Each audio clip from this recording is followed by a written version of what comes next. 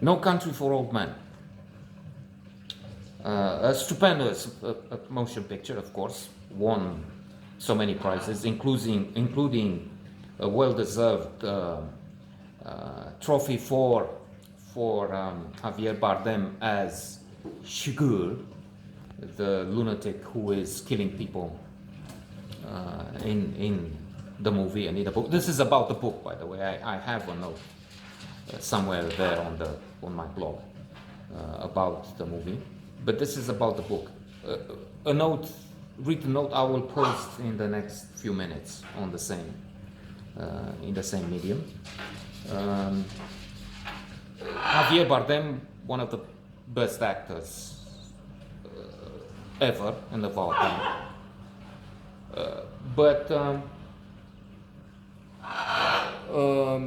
And one of the best performances. And now the book, Cormac McCarthy, which follows. I was unaware of this book when I saw the movie. It is on the list of 1,000 novels everyone must read, and for good reason. It is powerful. The movie is, of course, a replica, an adaptation of the book, and an excellent one, indeed. Much of what happens there we find in the novel. In the crime section, by the way, it is included on that list, and we know why. There is this serial killer who has no qualms about killing so many people.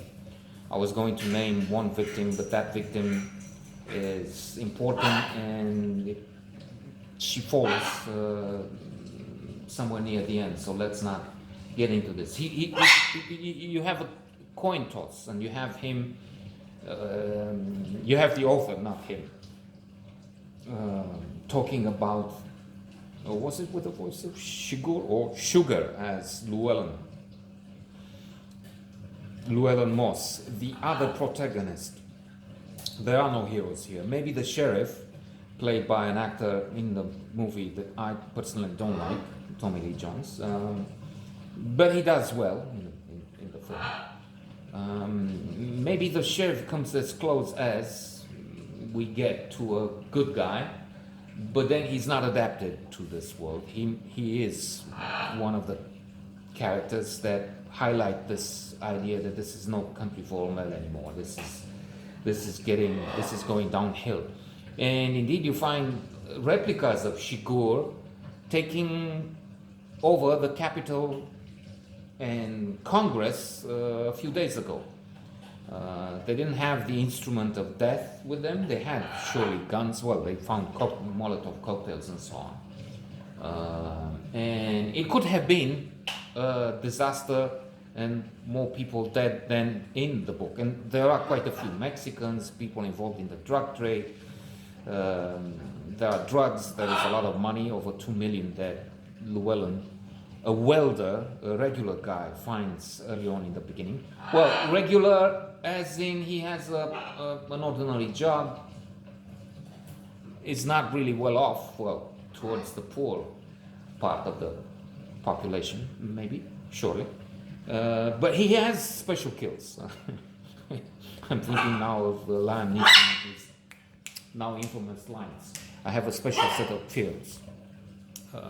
So he's been in Nam, Vietnam, and that's why he can escape Shigur for quite some time, and he's hoping maybe he can keep this money. He sends his wife away with her mother, aka grandmother, a grandmother who has been as a mother to her, but then he probably will have trouble keeping alive later on.